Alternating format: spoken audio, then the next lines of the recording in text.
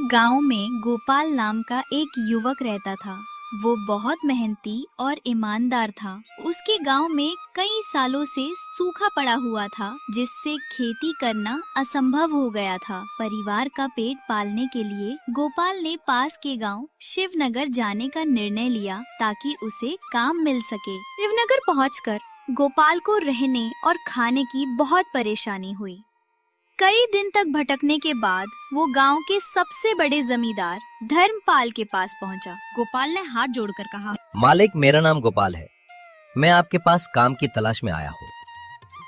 मेरे गांव में अकाल पड़ा है और लोग खाने तक को तरस रहे हैं। अगर आप मुझे कोई काम दे देंगे तो मैं जीवन भर आपका आभारी रहूंगा। धर्मपाल ने गोपाल की हालत देखकर कहा, तुम्हें देखकर लगता है कि हालात बहुत खराब हैं। मेरे पास एक काम है, लेकिन बहुत मुश्किल है। मुझे नहीं लगता कि तुम कर पाओगे। गोपाल बोला, मालिक, आप मुझे कोई भी काम दीजिए, मैं पूरी मेहनत और ईमानदारी से करूंगा। ठीक है, मेरे पास एक बहुत बड़ा आम का बगीचा है।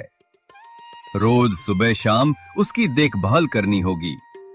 पौधों को पानी देना, खरपतवार निकालना और आम की रखवाली करनी होगी। महीने के अंत में तुम्हें 200 रुपए और 2 वक्त का खाना मिलेगा। गोपाल ने तुरंत हाँ भर दी। उसने वहीं बगीचे के पास रहना शुरू किया और पूरी मेहनत से पेड़ों की देखभाल करने लगा। कुछ महीनों में धर्मपाल उसकी मेहनत देखकर बहुत खुश हुआ। उसने गोपाल की तनख्वाह 400 रुपए कर दी। धीरे धीरे गोपाल ने कुछ पैसे जमा किए और अपने लिए एक छोटा सा घर बना लिया। कई साल बीत गए। एक दिन गोपाल ने धर्मपाल से कहा, मालिक, मैंने बड़ी मेहनत से कुछ पैसे जमा किए हैं, लेकिन आजकल गांव में चोरी की घटनाएं बढ़ रही हैं। मुझे डर है कि कहीं मेरे पैसे चोरी ना हो जाए। तुम्हारी बात सही है। अगर सचमुच सुरक्षित जगह चाहिए तो अपने पैसे गांव के जमींदार विजय राज के पास रख दो।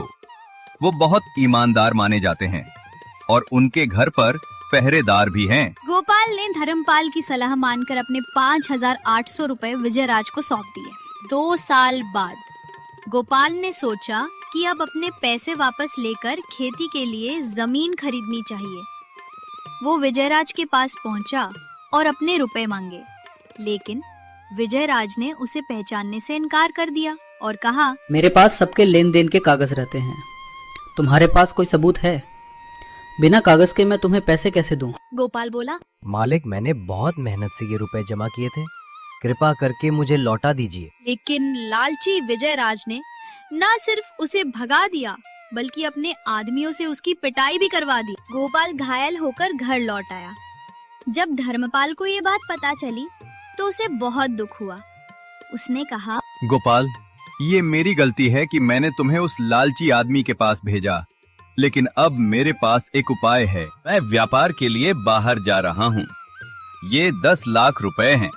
इन्हें आपके पास रखना चाहता हूँ, क्योंकि इस गांव में आपसे बढ़कर ईमानदार कोई नहीं है। विजयराज ये सुनकर लालच से मुस्कुराने लगा और बोला, अरे सेठ जी, आपके पैसे मेरे पास बिल्कुल सुरक्षित रहेंगे। तभी वहाँ गोपाल भी पहुँच गया। विजयराज ने तुरंत बहाना बनाते हुए कहा, अरे गोपाल, उस दिन मैं तुम्हें पहचान नहीं पाया था।